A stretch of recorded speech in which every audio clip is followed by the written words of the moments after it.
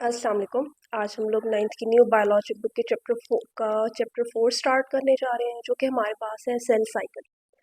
इस चैप्टर में मेनली हम लोग देखेंगे कि सेल जो है अपनी पूरी लाइफ टाइम में किन किन स्टेजेस से गुजरता है। ठीक है, तो डिफरेंट स्टेजेस हैं, उनको हम लोग डिटेल से स्टडी करेंगे। सबसे पहले वो इंट्रोडक्शन में बात करता है कि the cell follows a regular series of events called cell cycle during its life. वो कहते हैं कि सेल जो है अपनी ज़िंदगी के दौरान जो है मुख्तलिफ एक सीरीज़ ऑफ इवेंट से रेगुलर सीरीज़ ऑफ इवेंट से जो है गुजरता है। उन रेगुलर जो सीरीज़ ऑफ इवेंट्स हैं उनको हम लोग सेल साइकिल कहते हैं। This series include stage of growth, preparation and cell division. अच्छा, अब सीरीज़ में होता क्या क्या है। सबसे पहले एक सेल जब बनता है, ठीक है, नया सेल बनता है तो वो ग्रो करता है, बड़ा होता है, ठीक है, उसमें ग्रोथ होती है। फिर उसके बाद वो प्रिपेयर करता है खुद को किस चीज़ के लिए, सेल डिवीजन के लिए। मतलब एक सेल जो अभी बिल्कुल नया बना है वो छोटा होता है, वो बड़ा होता है, ग्रो करता है और खुद को इस काबिल बनाता है कि वो मज़ीद दो सेल्स में या सेल डिवीजन में जो है वो सेल डिवीजन कर सके। The process of cell division में हैपन इन टू वेज। अब वो कहते हैं ये जो सेल की डिवीजन है, जो सेल की तकसीम है, ये दो तरह से हो सकती है। फर्स्ट हमारे पास माइटोसिस होती है, ठीक है, cell make identical copies of themselves. इसमें क्या होता है कि एक जो सेल होता है वो बिल्कुल अपने जैसी ही कॉपीज बनाता है, ठीक है, इसमें दो सेल्स वो अपने जैसे बिल्कुल बनाता है, आइडेंटिकल कॉपीज बनाता है। सेकेंड होती है हमारे पास मियोसिस। अच्छा, मियोसिस में क्या होता है, सेल प्रोड्यूस स्पेशल सेल। इसमें एक सेल जो होता है वो स्पेशल सेल बनाता है with half the genetic material. अब इन सेल में क्या होता है कि जो पेरेंट सेल है, ठीक है, जिससे आगे के दो सेल बने हैं, आगे वाले जितने भी सेल बने हैं, जो सेल डिवाइड होते हैं, जो सेल तकसीम होते हैं, उसको हम पेरेंट सेल कहते हैं। और जो नए सेल बनते हैं उनको हम लोग डॉटर सेल्स कहते हैं। ये चीज़ जो है हमें आगे समझने में आसानी होगी कि पेरेंट सेल क्या होता है और डॉटर सेल क्या होता है। तो अब यहाँ पे मियोसिस में क्या होता है कि जो पेरेंट सेल होता है उसमें जितना जेनेटिक मटेरियल मौजूद है, जो डॉटर सेल होंगे उनमें उसका आधा जेनेटिक मटेरियल मौजूद होगा मियोसिस में। जबकि माइटोसिस में क्या होता है कि जितना जेनेटिक मटेरियल पेरेंट सेल में मौजूद है उतना ही जेनेटिक मटेरियल डॉटर सेल में मौजूद होता है। तो इस वजह से माइटोसिस में क्या होता है कि बिल्कुल आइडेंटिकल कॉपीज तैयार होती हैं पेरेंट सेल के। जबकि मियोसिस में क्या होता है, ये स्पेशल सेल होते हैं जिनमें जेनेटिक मटेरियल हाफ हो जाता है। और ये किस लिए ज़रूरत होती है, इनकी नीडेड फॉर रिप्रोडक्शन। ठीक है, रिप्रोडक्शन के लिए ऐसे सेल्स की ज़रूरत होती है। Mitosis is essential for growth. अब वो कहते हैं कि अब हम ये देखेंगे कि माइटोसिस कहाँ कहाँ पे इस्तेमाल होता है, किस तरह के सेल्स में जो है माइटोसिस होती है, और मियोसिस किस तरह के सेल्स में होती है। तो mitosis is essential for growth and repair in the body. अब जैसे बच्चा पैदा होता है तो वो छोटा होता है साइज में, ठीक है, जैसे जैसे वो बड़ा होता है तो उसके अंदर सेल्स की नंबरिंग भी ज़्यादा होती चली जाती है। और अगर कोई चोट लगती है या कोई बॉडी का टिश्यू जो है वो डैमेज हो जाता है, वहाँ पे सेल्स बहुत सारे डैमेज हो जाते हैं। तो बॉडी को रिपेयर की ज़रूरत होती है, वहाँ पे वो जो डैमेज सेल्स होते हैं उनकी जगह पे नए सेल्स आते हैं। तो अब क्या होता है कि माइटोसिस के ज़रिए बॉडी की रिपेयर और ग्रोथ होती है। मतलब सेल्स जो होते हैं वो डिवाइड होते हैं और बॉडी जो है वो ग्रो भी करती है। और अगर कहीं पे कोई डैमेज हो गया है तो वहाँ पे रिपेयरिंग के लिए जो है नए सेल ज़रूरत होते हैं, वो भी माइटोसिस के ज़रिए ही बनते हैं। जबकि meiosis is vital for creating reproductive cells. जबकि मियोसिस जो होती है ये रिप्रोडक्टिव सेल्स बनाती है, जैसा कि लाइक एग और एंड स्पर्म। एग और स्पर्म में क्या होता है कि ना ये वो सेल्स होते हैं जिनके ज़रिए एक नई नस्ल, मतलब नई नस्ल जो है वो तश्कील में आती है। तो ये जो हमारे पास रिप्रोडक्टिव सेल्स होते हैं इसमें ये किसके ज़रिए, ये मियोसिस के ज़रिए जो है वो बनते हैं। अब मियोसिस के ज़रिए क्यों, मतलब एग और स्पर्म में क्यों जो है हाफ मटीरियल जा रहा है, जेनेटिक मटीरियल जा रहा है। अब हमें पता है कि जब भी हमारे पास एक नई जनरेशन जो एक नया जो इंडिविजुअल है तश्कील पाता है, तो वो दोनों मदर से और फादर से, दोनों से ही उसकी जेनेटिक प्रॉपर्टीज जो होती हैं, जीन्स जो होते हैं, वो दोनों आते हैं। तो अब क्या होगा कि जो अगर फॉर एग्जांपल इधर से भी पूरा जेनेटिक मटेरियल आ रहा है, इधर से भी पूरा जेनेटिक मटेरियल आ रहा है, तो वो कोलैप्स कर सकता है। अब क्या होता है कि हाफ जीन्स जो होते हैं वो मदर से आते हैं, हाफ फादर से आते हैं। इस वजह से बच्चा जो होता है, जो ऑफस्प्रिंग होता है, वो दोनों की प्रॉपर्टीज, दोनों की खसूसियात रखता होता है। तो मियोसिस में क्या होता है कि मियोसिस के ज़रिए जो है इस वजह से एग और स्पर्म जो है वो बनते हैं। टुगेदर एक these process keep living organism growing, healing and passing on trait to the next generation. अब वो कहते हैं अगर हम इकट्ठे इन दोनों को देखें तो ये दोनों ही तरह में हमारे दोनों जो प्रोसेस हैं उससे क्या होता है कि एक कोई भी लिविंग ऑर्गेनिज्म ग्रो करता है, ठीक है, हील करता है और अपनी जो खसूसियात हैं वो आने वाली जनरेशन में जो है वो उसको फॉरवर्ड करता है। इन दिस चैप्टर, इस चैप्टर में we will explore the event of cell cycle and cell division.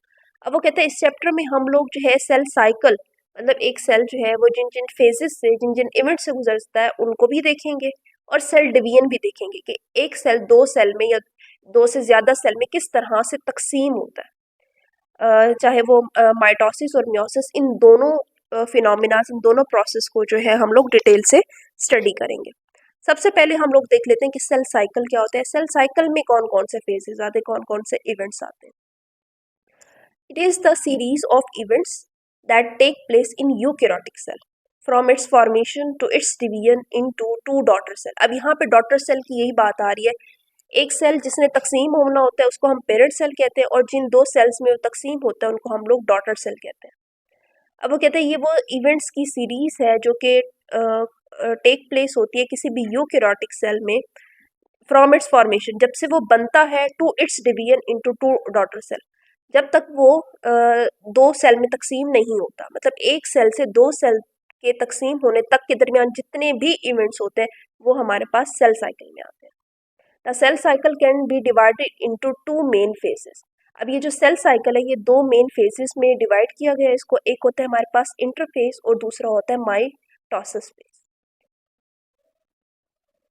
Next है हमारे पास इंटरफेस, ठीक है। वो कहते हैं कि this phase last for about 90% of the total time of cell cycle. वो कहते हैं एक सेल साइकिल है, ठीक है, मतलब एक सेल जो है पूरे जिस साइकिल से गुजर रहा है उसका 90% हिस्सा जो है ना वो इंटरफेस में रहता है, ठीक है। अब वो कहते हैं ड्यूरिंग इंटरफेस, इंटरफेस के दौरान the cell perform the life function according to इस स्पेशलिटी।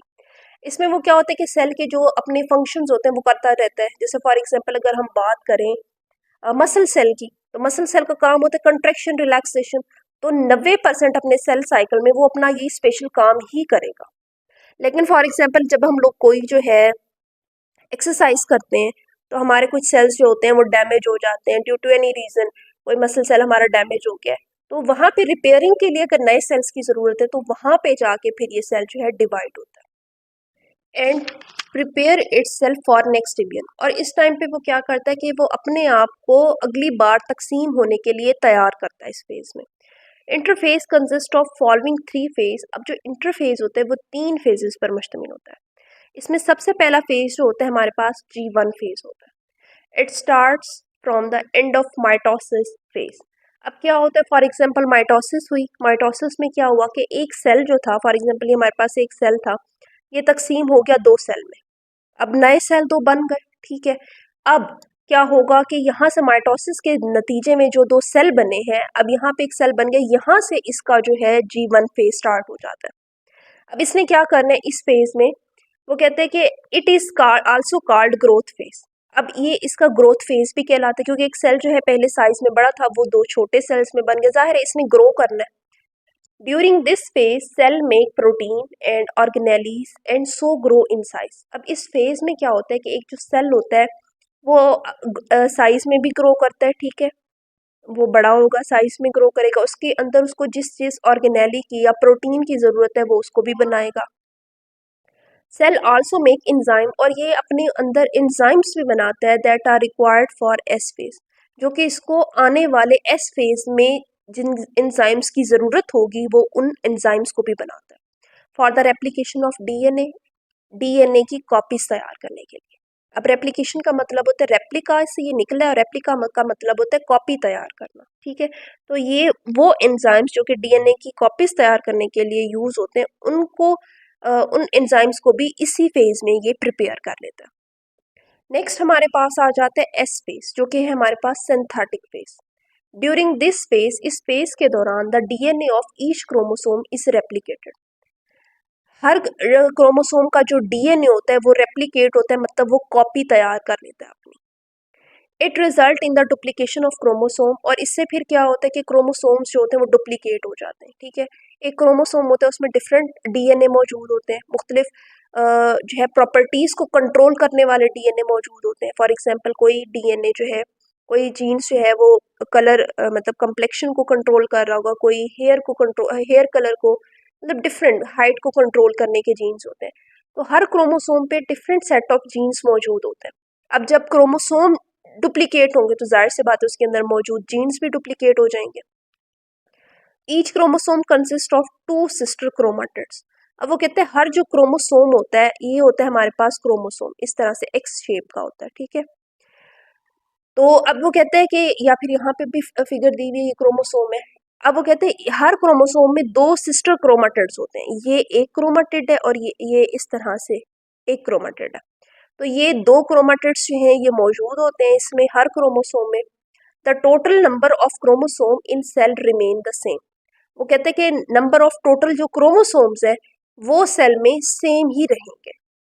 ठीक है, अच्छा नेक्स्ट वो बात करते हैं कि फिर अब क्या हुआ। अब यहाँ पे क्या हुआ, फर्स्ट फेज में क्या हुआ, सेल ने ग्रो किया, एक अपने प्रॉपर साइज में गया और उसने वो सारे एंजाइम्स पैदा किए जो उसको डीएनए की रेप्लिकेशन के लिए जरूरी थे। एस फेज में उसने क्या किया कि उसी डीएनए को रेप्लिकेट कर लिया, उसकी कॉपीज तैयार कर ली। ठीक है, अब डीएनए डबल हो गया। ठीक है, अब सेकंड नेक्स्ट क्या होगा, G2 phase, second gap phase. In this phase, इस फेज में the cell continue to grow, cell मजीद जो है ग्रो करेगा एंड प्रोड्यूस प्रोटीन, और प्रोटीन पैदा करेगा नेसेसरी फॉर सेल डिवीजन, जो कि उसको सेल की तकसीम के लिए जरूरी है उसके पास। ठीक है, the cell check for any DNA damage that may have occur during replication and make necessary repair.